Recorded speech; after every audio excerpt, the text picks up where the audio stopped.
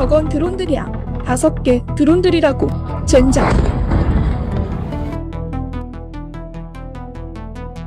러시아는 전쟁과 관련하여 단 하나의 규칙이 있었습니다. 최전선은 완전히 고립되어 있고 내륙 지역은 국민에게 안전하다는 것입니다.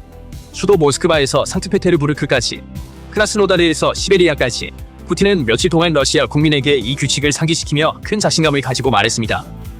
네, 2026년은 러시아 여러 민족의 단합의 해가 될 것입니다. 그러나 12월 25일 혼란이 즉시 러시아 전역에 퍼지면서 이 규칙은 깨졌습니다. 우크라이나의 스톰섀도우 미사일과 드론의 분노가 로스토프, 볼고그라드, 크라스노다르 상공에 천둥처럼 울려 퍼졌습니다. 푸틴이 통합의 해를 이야기하는 동안 남부 러시아의 하늘은 불꽃놀이가 아니라 450kg 탄도미사일과 수백 대의 드론이 만들어낸 지옥불로 밝혀졌습니다. 정유 공장이 불타고 항구 창고에 화재가 발생했으며 공항이 폐쇄되었습니다. 크리스마스 휴가를 위해 여행하던 수천 명의 러시아 시민들이 터미널 구석에 발이 묶여 전쟁의 차가운 얼굴을 마주했습니다. 이것은 단순한 산업 화재가 아니었습니다. 목표는 남부 러시아의 가장 큰 송유관들이었습니다. 모스크바를 방어하는 기갑부대, 방공 시스템용 발전기, 그리고 전투기 연료의 상당 부분이 로스토프와 볼고그라드 정유소에서 공급되었습니다. 우크라이나의 방정식은 간단했습니다. 정유소가 불타면 연료가 고갈되고 이는 모스크바를 포위하기 위한 체계적인 교살 작전으로 계획되었습니다. 이 공격의 해부학을 이해하기 위해 우리는 먼저 하늘을 봐야 합니다. 이 작전은 버튼을 누르고 미사일을 무작위로 발사하는 공격이 아니었습니다. 이것은 우크라이나 공군이 수행한 대담하고 기술적으로 완벽한 유령 작전이었습니다.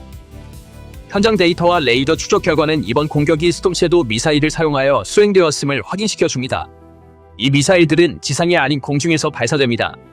이는 우크라이나의 슈-24M 전술 폭격기가 러시아의 방공망 영역 깊숙이 침투하여 탁재호를 투하하고 탐지되지 않은 채 기지로 복귀했음을 의미합니다. 이 상황은 러시아 항공우주군에게 완전한 붕괴 시나리오를 의미합니다. 기술적인 세부 사항으로 들어가면 작전의 천재성이 더욱 명확해집니다. 스톰섀도우 스칼프-EG 미사일은 발사 후 고고도에 머무르지 않습니다. 지형을 따라 비행하며 지상에서 불과 30-40m 상공에서 지형 추적 모드로 비행합니다. 러시아의 철옹성 같은 S-300과 S-400 포대는 아마도 그 당시 하늘의 천장을 스캔하고 있었겠지만 죽음을 레이더 지평선 아래 나무 꼭대기를 스치며 다가왔습니다. 로스토프와 같은 전략적 키피의 지역에서 12번 이상의 폭발이 보고된 것을 러시아의 다층 방공망 교리가 붕괴되었고 그날 밤 수십억 달러짜리 시스템들이 고철 더미와 구별할 수 없었다는 증거입니다. 여기에 사용된 탄약의 종류 또한 목표물 파괴에 결정적이었습니다. 스톰섀도우는 450kg의 브로치 관통 탄두를 탑재하고 있습니다. 이 탄두는 두 단계로 작동합니다. 첫 번째 단계에서는 관통 탄두가 정유소의 외부 콘크리트나 강철 장갑을 뚫습니다. 두 번째 단계에서는 주 폭발물이 시설 내부에서 폭발합니다. 우크라이나는 미사일을 무작위로 발사하지 않았습니다. 그들은 정유소의 가장 중요한 지점인 직류탑을 외과 수술과 같은 정밀함으로 조준했습니다. 노보샤흐틴스크의 정유소의 구조를 보면 타격 지점들이 상압 직류 장치를 겨냥했음을 알 수 있습니다. 이 장치들은 원유를 분리하는 거대한 타워들이며 정유소의 심장부입니다.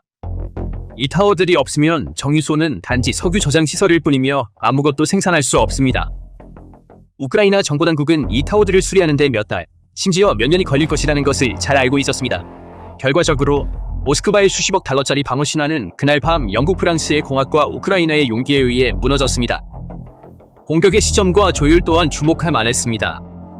크리스마스 이브를 선택한 것을 러시아 레이더 운용자들의 안일함을 이용하려는 전술적 결정이었습니다.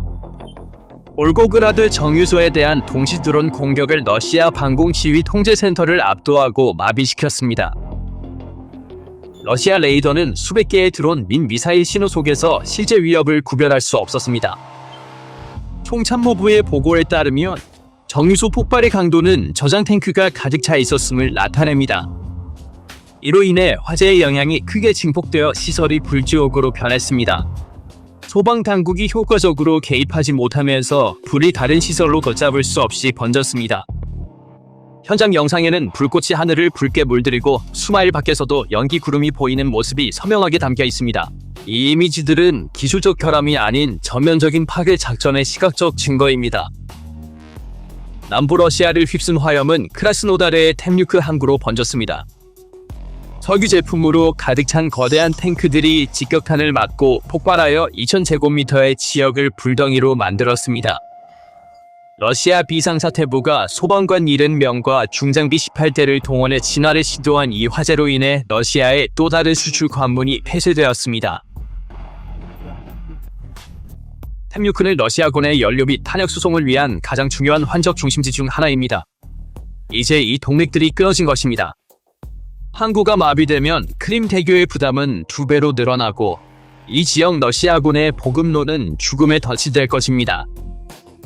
이 3중 연쇄 공격은 국민과의 사회적 해악, 에너지 초강대국 지위, 그리고 군사적 성공 신화를 동시에 흔들며 블라디미르 푸틴을 궁지에 몰아넣었습니다. 노보샤흐틴스크를 타격하는 것을 러시아의 지갑을 훔치는 것이 아니라 점령군의 목을 조르는 것입니다. 이 시설은 남부 군관구의 산소 공급관이었습니다. 이곳은 단지 원유를 처리하는 곳이 아니었습니다. 우크라이나의 점령군 탱크가 사용하는 디젤 연료와 도시를 폭격하는 전투기에 필요한 항공 등유를 생산했습니다. 계산은 간단하고 잔인합니다. 정유 공장이 불타면 유조 차량은 채울 수 없습니다. 유조 차량을 채울 수 없다면 전선의 T-90 탱크는 움직일 수 없습니다. 병참학은 이렇게 말합니다. 연료 없는 탱크는 세상에서 가장 비싼 고철 덩어리이자 우크라이나 드론의 고정 표적입니다. 노보샤흐틴스크의 연간 원유 처리 능력은 약 750만 톤입니다. 이 시설이 가동을 중단하거나 생산 능력을 50% 줄이기만 해도 러시아의 수출 수입에 매일 수백만 달러의 손실을 의미합니다. 이 처리 능력이 하룻밤 사이에 사라지면서 러시아군의 일일 연료 수요에 거대한 블랙홀이 생겼습니다. 대체 정유시설은 수천 킬로미터 떨어진 우랄 지역에 위치해 있습니다. 그곳에서 연료를 기차로 운송하면 이미 과부하 상태인 러시아의 철도망에 병목이 생기고 수송 시간이 며칠에서 몇 주로 늘어날 것입니다. 이 시간 동안 전선의 러시아 군대는 엔진을 켜지 못한 채 혹한 속에서 기다려야 할 것입니다. 더욱 중요한 것은 항공기입니다. 이 푸른 정맥이 끊어졌기 때문에 러시아 공군의 출격 횟수는 감소해야 할 것입니다. 노보샤흐틴스크의 가동 중단은 우크라이나 상공에서 러시아의 압박이 감소함을 의미합니다. 지상에서 대기하는 러시아 조종사들과 전선에서 숨을 고르는 우크라이나 군인들. 이것이 바로 전략적 교살입니다. 러시아 전투기들은 이륙에 필요한 고옥탄과 연료를 찾기 위해 고군분투할 것입니다. 우리는 또한 볼고그라드와의 연관성에도 주목해야 합니다. 볼고그라드는 카스피해와 러시아 내륙을 잇는 연료 수송 통로입니다. 같은 날 밤 볼고그라드의 정유 공장도 드론 공격을 받았다는 사실은 이 교살 작전이 얼마나 포괄적으로 계획되었는지를 보여줍니다. 우크라이나는 단 한 지점이 아닌 남부 에너지 회랑 전체를 표적으로 삼아 러시아의 물류를 마비시켰습니다. 더욱이 로사비아치아 러시아 연방항공청의 볼고그라드 공항 폐쇄는 이 지역의 항공교통과 군사 수송이 중단되었음을 확인시켜줍니다. 이는 물류망이 육상뿐만 아니라 공중에서도 봉쇄되었음을 나타내는 징후입니다. 템류크 항구의 화재와 수출 능력 상실을 러시아의 외화 수입을 약화시키고 있습니다. 이 도미노 효과는 민간 생활로 번지고 있습니다. 로스토프와 볼고그라드 지역을 러시아 농업의 심장부입니다. 농부들과 지역 산업 또한 이 정유시설들에 의존하고 있습니다. 연료를 주로 군사 전선으로 돌리려는 시도는 이 지역 주유소에 긴 줄을 서게 하고 민간인의 불안을 증대시키고 있습니다. 주유소로 몰려드는 지역 주민들은 군사 물류를 더욱 마비시킬 민간 혼란을 야기하고 있습니다. 이 화재의 연기는 로스토프에서 피어오르지만 그 열기는 모스크바의 창문을 때리고 있습니다. 군대가 연료를 찾지 못한다면 크렘린궁은 선택을 해야 할 것입니다. 탱크에 연료를 보내고 민간인을 추위에 떨게 하거나 아니면 민간 시장에 공급하고 전선을 붕괴시키거나 둘 중 하나입니다. 이는 크렘린궁에게 완전한 혼돈의 시나리오입니다. 수년간 푸틴이 러시아 국민과 맺어온 암묵적 사회 계약은 내 말을 따르면 전쟁을 당신들과는 멀리 두겠다는 약속에 기반해 있었습니다. 그러나 12월 25일 밤 크리스마스 불빛 대신 정유 공장의 화염이 하늘을 밝히면서 이 계약은 수백만 명의 눈앞에서 찢어졌습니다. 모스크바를 보호하는 전투기들도 물러 움직이지 않습니다. 노보샤흐틴스크와 볼고그라드 같은 주요 연료 동맥의 차질은 수도 방어를 맡은 전투기들의 작전 능력에 치명적인 영향을 미칩니다. 크리스마스에 벌어진 이 공격을 러시아 국민에게 다음과 같은 메시지를 보냅니다. 당신의 군대에 연료가 없다면 당신을 보호할 방패도 없습니다. 푸틴이 과시해온 에너지 초강대국 러시아는 자국 수도를 지키는 전투기의 연료도 자국민을 위한 난방유도 구하지 못하는 붕괴의 소용돌이에 들어섰습니다. 더 큰 그림에서 우리는 세계적인 에너지 협박의 종말을 목격하고 있습니다. 러시아 정유시설의 체계적인 파괴는 러시아 군대를 끝장낼 뿐만 아니라 세계 에너지 시장에서 안정적인 공급자로서의 러시아의 역할도 종식시키고 있습니다. 만약 러시아가 자국 내수 시장에조차 연료를 공급하지 못하고 수출 금지 조치를 취할 수밖에 없게 된다면 이는 오펙의 균형을 깨뜨릴 것입니다. 중국이나 인도 같은 우호적인 국가들조차 공급 안보가 없는 파트너에게 의존할 수 없습니다. 러시아의 유일한 외교적 비장의 카드인 에너지 밸브가 빼앗기고 있습니다. 이것은 지경학적 파산의 징후입니다. 서방의 관점에서 이 공격은 외교적 체크메이트입니다. 영국과 프랑스제 스톰 섀도우, 스칼프 미사일을 러시아 깊숙한 곳에서 사용한 것은 서방이 이제 레드라인을 완전히 지웠다는 가장 명백한 증거입니다.